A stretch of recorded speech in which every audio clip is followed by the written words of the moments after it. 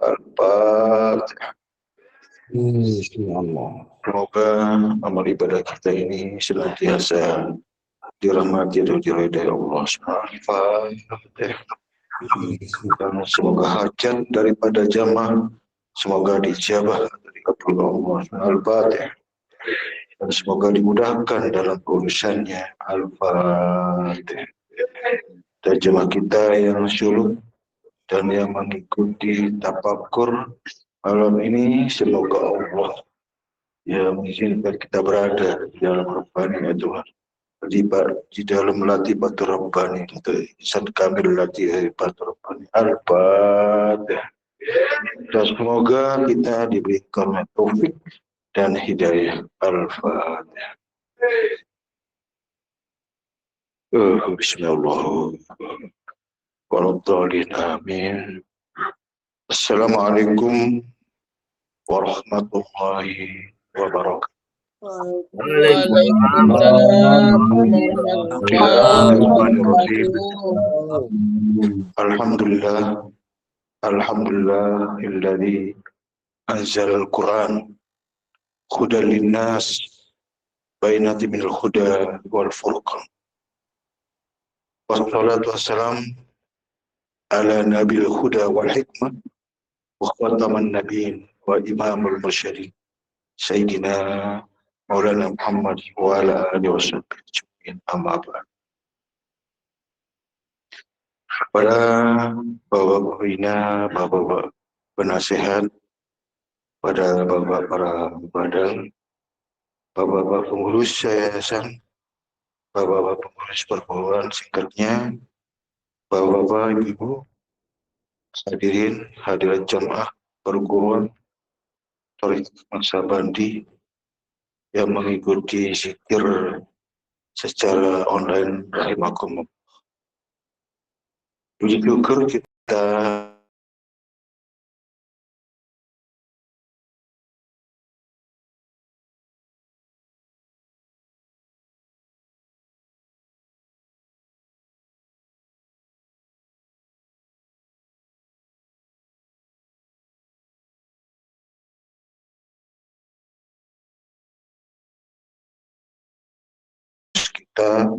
memperingati nuzul Al-Quran.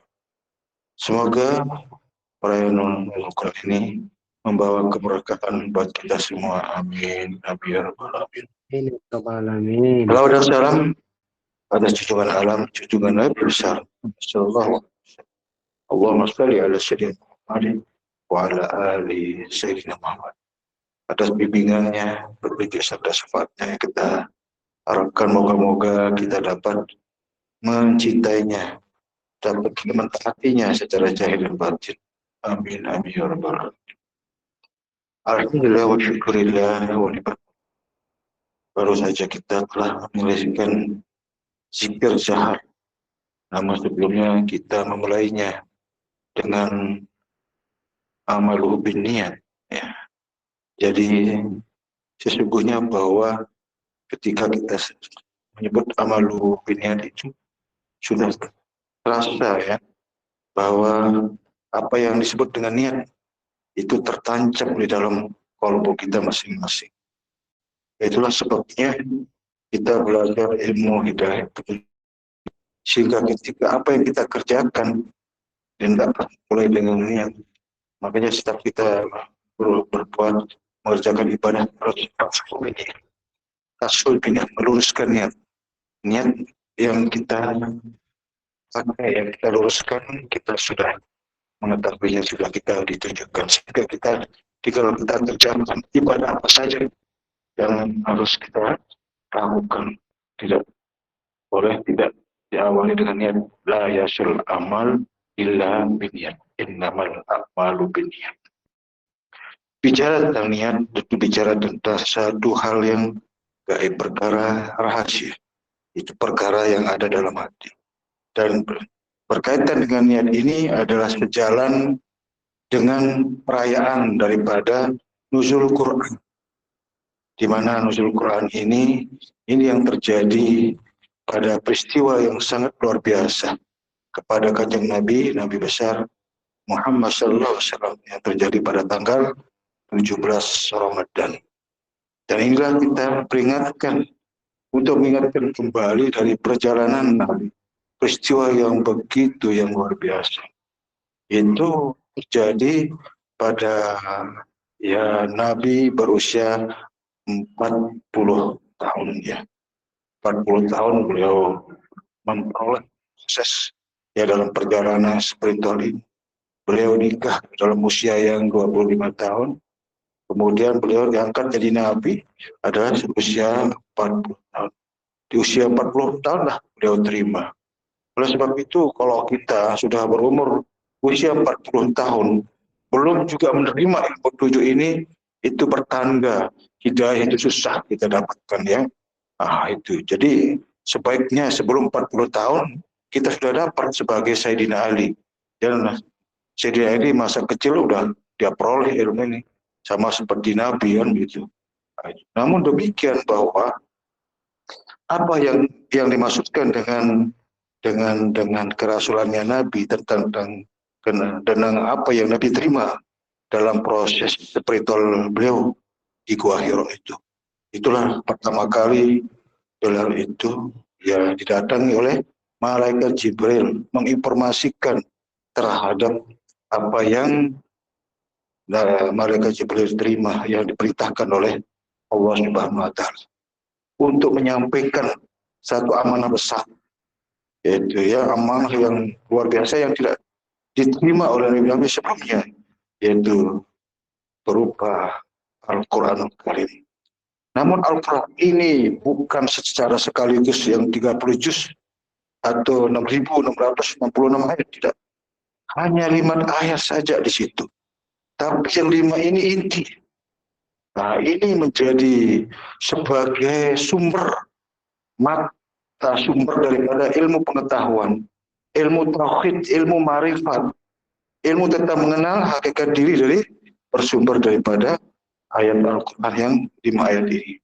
Itu sebabnya kita disuruh oleh Allah memperhatikan, harus dibaca, bukan dibaca tekstualnya saja, akan tetapi adalah membaca makna yang terkandung pada diri sendiri. Nah, itu namanya apa yang tersampaikan mulai dalil nakli, yaitu teksnya itu Al-Quran yang diterima oleh baginda Rasulullah SAW. Tapi pada waktu itu Nabi ketika beliau disuruh untuk membaca surat Al-Alaq oleh malaikat Jibril itu berulang-ulang. Bayangkan kan, kalau secara dalil itu mustahil Nabi itu tidak bisa. Tidak mungkin dia harus berkali-kali, dia harus diulang-ulang, harus beliau untuk melakukannya. Karena tidak sesuai dengan sifat tanahnya beliau. Beliau itu sekali saja dibacakan langsung tahu dia, langsung hafal. Tapi kalau perkara ini sampai 3 kali.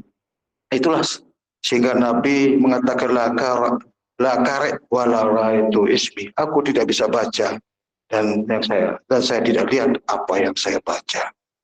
Ini.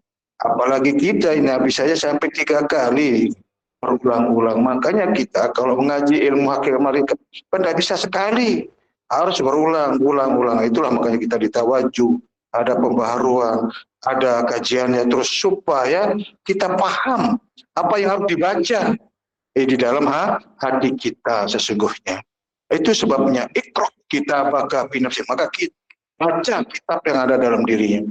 Itu dalil yang menyebutkan, yang menyampaikan yang untuk dibaca kitab yang dalam. Nah itu sesungguhnya. Tapi kalau kita mau baca apa yang dimaksudkan, yang harus dibaca, namun kita tidak ada yang membimbingnya, tidak ada menunjukkan, mustahil kita bisa tahu. Ya mustahil kita bisa membacanya. Yang kita kira-kira aja. Nah, itulah sebabnya banyak menjadi sebuah tafsiran kitab, tafsiran Al-Quran. Dia tidak menemukan Quran yang sejatinya, tapi tafsirannya yang dia temukan. Nah inilah membuat banyak pikiran-pikiran, banyak pendapat dan sebagainya. Nah, itu sebabnya kita wajib hukumnya kita mengenal, karena salah satu masuk dalam rukun iman. iman kepada kitab Allah. Itu harus ada, harus kita temui gitu ya. Baru dikatakan orang itu dikatakan orang yang beriman, yang sejati-jatinya beriman kepada kitab Allah. Itu pedoman. Dan inilah salah satu sebagai pedoman kita di dunia ini maupun kita di akhirat. Dan itu akan menolong kita. Maka kitab Allah itu akan datang menyamperin kita, menerangi kita di alam barzah kita. Bayangkan enggak? Itulah sebabnya kita harus baca minimal 5 kali sehari semalam. Itu sebabnya dituangkan dalam surat Al-Ankabut yang 45. Utlu ma uhiya ilaika. Utlu ma uhiya ilaika. Ilaikal minal kitab. Baca apa yang aku wahyukan kepadamu, yaitu kitab. Itu baru kita dirikan sholat. Nah, kitab yang dimaksud yang kitab yang hakiki, yang Allah letakkan di dalam dada orang yang berilmu. Tidak ada yang mengingkari kecuali orang yang zalim. Itu yang patut kita rayakan pada malam ini. Maka kita rayakan dengan merayakan nuzul Quran. Nah, disitulah pertama kali Al-Quran itu turun, yang disampaikan oleh Malaikat Jibril kepada Kanjeng Nabi besar Muhammad Shallallahu Alaihi Wasallam. Dan kitab itu kita peroleh dan kita dapatkan. Dan inilah menjadi keyakinan kita, yang menjadi pedoman kita dalam kehidupan kita hari-hari. Bahkan di dalam kita dalam prosesi nazak kita itu, dan menjadi pedoman kita sebagai penerang kita, sebagai jalan kita untuk menuju kepada liqa rabbih, ya. Dan itu juga yang kita pakai di dalam mengamalkan amalan apa saja, baik itu sholat, baik zikir, doa dan sebagainya. Maka itu sebabnya Allah menyatakan di dalam sebuah hadis berisinya, kullu amalin la yabda'u bismillah bahwa akta. Semua amal tanpa dengan nama Allah, dengan asma Allah, maka putuslah amal kita, tidak diterima. Artinya ibadah kita, sholat kita, zikir kita, doa kita tidak nyambung, ya, tidak ada penghubungnya, tidak ada alat koneksinya yang kita pakai sebagai ibadah atau untuk berdoa. Maka dikatakan sebagai alat yang Allah kasih sebenarnya, itu ya, yang kita sebut dengan zat asma Allah, itu yang menyertai dalam kehidupan kita hari-hari di dunia maupun dia. Tetapi bagaimana memposisikan, bagaimana meletakkannya, itu dia. Itulah pentingnya ada pembimbing. Itu makanya tanyalah ke ahlinya jika kita tidak tahu. Maka kita ditunjukkan tentang perkara itu. Bukan perkara ini untuk dibuat, atau kita yang membuat, atau kita yang meletakkannya. Memang Allah yang meletakkan di situ. Tinggal kita hanya memperhatikan apa yang ada di dalamnya. Makanya kita diingatkan Allah, apa yang ada dalam diri kamu, kenapa kamu tidak memperhatikan? Itulah yang menyertai kita di dalam kehidupan kita di dunia dan di akhirat, ya. Mungkin itu saja penyampaian yang singkat. Semoga penyampaian ini bermanfaat untuk kita semua. Kurang lebihnya mohon maaf. Wabillahi taufiq wal hidayah. Assalamualaikum warahmatullahi wabarakatuh.